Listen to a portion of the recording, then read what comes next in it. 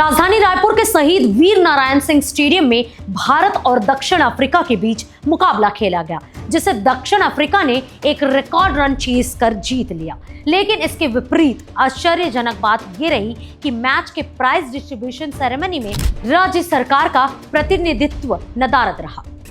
राजधानी रायपुर में बने स्टेडियम को बनाने में 140 करोड़ रुपए का खर्चा आया था।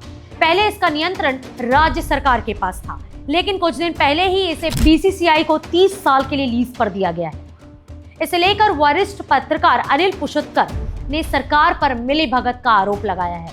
उनका कहना है कि 140 करोड़ रुपए की भारी भरकम लागत से बने स्टेडियम को महज 1.5 करोड़ रुपए के सालाना किराए पर बीसीसीआई को सौंप दिया गया।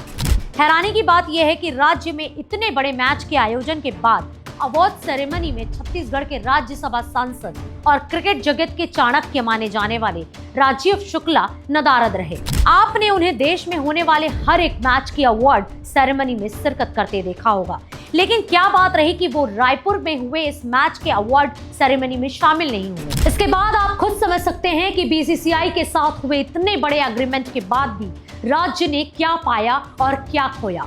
दूसरी तरफ ये बात भी समझ से परे है कि कैसे सरकार ने 3 करोड़ 40 लाख रुपए सालाना मेंटेनेंस बचाने के लिए 140 करोड़ की लागत से बने स्टेडियम को 1.5 करोड़ रुपए की सालाना लीज पर दे सकती है। अगर आप जमीन का मूल्य देखें तो स्टेडियम 1000 करोड़ रुपए का है और उसे उस रकम के ब्याज से भी कम कीमत पर लीज पर देना कौन सी अक्लमंदी है। हालांकि ऐसा नहीं है कि राज्य सरकार में कोई कुशल सलाहकार नहीं है। प्रदेश में एक से बढ़कर एक आईएएस, आईपीएस और आईआरएस अफसर की फौज है, मगर इसके बावजूद इतना बड़ा सौदा कैसे हुआ और किसे फायदा पहुंचाने के लिए किया गया, ये समझ से परे है।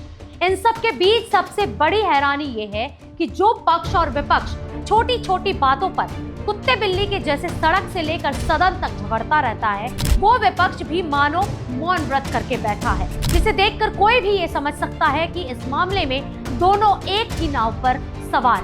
पक्ष विपक्ष की ये जुगलबंदी इस बात का संकेत देती है कि राज्य की जनता के हक को किसी और को फायदा पहुंचाने की साजिश हो रही है। दूसरी तरफ राज्य सरकार ने बिना किसी टेंडर खोले ही बीसीसीआई को उसे लीज पर दे दिया। अरे जिस अडानी अंबानी का नाम लेकर दिन रात शोर शराबा करते हो, कम से कम उनसे पूछ लेते, हो सकता है कि कुछ ज्यादा राजस्व प्रदेश को मिल जाता। फिर ये चिल्लर की कमाई समेटने के लिए गाइडलाइन की दर बढ़ाकर अपनी खुद की फजीहत न करवानी पड़ी।